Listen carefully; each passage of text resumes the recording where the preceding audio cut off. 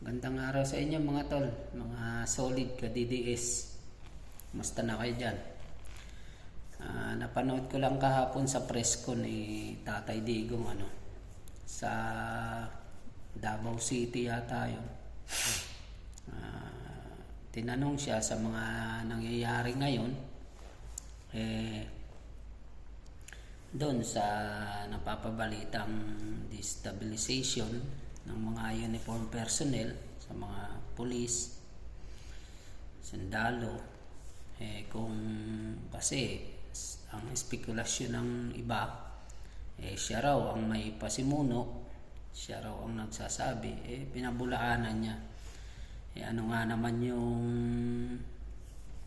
naman yung kapangyarihan niya o karapatan niya para gawin yun, para maniwala sa kanya ang mga kapulisan, kasundaluhan. Tsaka hindi naman talaga si Tatay Digong yung ganyang pag-uugali, hindi niya ugali yan. Alam naman natin yan. Si Inday Sara, silang mag-ama, hindi yan yung katulad ng iba na mga backfighter, na mga traidor. Pinabulaanan niya yun. Sabi niya wala siyang alam doon. At kontento siya sa pamumuno ni PBBM. At doon nga sa tinanong din tungkol sa pulburon video na sinasabi ni Madam Maharlika at ni General Macanas, na kung totoo, pinabulaanan niya rin na wala raw pulburon video na yan. Hindi rin natin alam yung totoo, kung meron man o wala. Pero hindi natin alam. Alam nyo naman, si Tatay Digong ganyan mag-isip yan. Bago yan magsalita, pinag-iisipan niya. Hindi yan yung basta-basta. Kaya hindi natin yan sigurado kung talagang totoo yung sinabi niya na wala ngang pulburon video na yan. Iba ang utak niyan talagang kumbaga sa chess grandmaster yan pagdating sa mga ganyang bagay. Walang tatalo sa takbo ng utak niyan. Kaya tignan na lang natin, kasi maraming nagsasabi kahit sa mga puting ahas nila General Macanas at ni Madam Maharlika, kahit dun sa kay Jason maraming nagsasabi, parang napanood na nila sa mga tungkol sa dun sa pulburon video ni BBM na yan. Ang natin dyan sana may ayos ni BBM ang mga nangyayari ngayon ng Pilipinas. Sino ba naman gustong magkagulo? Pero sana panindigan niya yung pagiging presidente niya. Huwag siyang makinig kung kani-kanino sa nakapaligid sa kanya. Pag alam mong mali, panindigan mo, supilin mo. Huwag kang na sunod ka lang ng sunod kahit mali, kasi ikaw rin ang mapapahamak.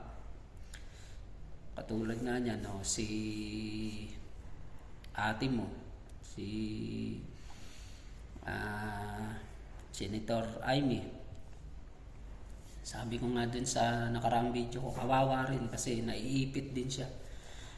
Magkakadugo kayo hindi ka rin niya, siyempre hindi niya rin kayo kayang tiisin kung pero kung sa ngalan ng karangalan ng bayan, dapat totoo ang nyo, kasi sinumpaan nyo yan binoto kayo ng taong bayan.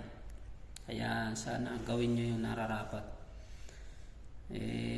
Sabi ko nga, may mga video, may mga picture din na kitang-kita naman si Tambaloslos, yung pinsan mo, na parang nakikiisa dyan sa mga party list na mga sumusuporta sa mga NPA, hindi mo na maitatago sa tao yan na alangan na di-deny mo na ganyan. Isipin talaga ng tao. Siyempre, yun na talaga yun na nakikialyansa ka sa kanila. Kaya sana,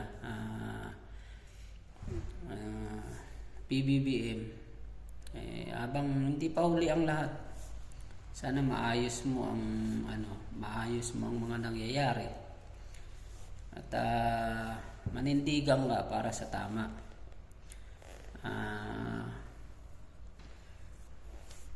Mangibabaw ang katotohanan at gawin mo ang totoo para sa bayan, para hindi ka pagdating ng oras hindi ka mapababa dyan sa pwesto mo, hindi magkagulo ang Pilipinas. Number 1 pati ang ICC.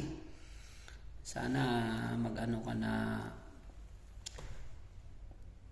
huwag magkaroon ng jurisdiction ang ICC para litisin si Tatay Digong. Hayaan mo yung hustisya natin ang maglitis sa kanya, hindi yung ibang bansa. Tsaka si Inday Sara, sana ipagtanggol mo kasi unity team kayo eh. Sayang yung sinimulan nyo mula nung kampanya. Ang lakas-lakas nyo, ngayon nabubuwag. Kaya sana ipagtanggol mo rin si Inday Sara, magsalita ka, huwag kang manahimik. Kawawa rin. Yun lang mga tol, mga solid kadidis. Ingat tayong lahat.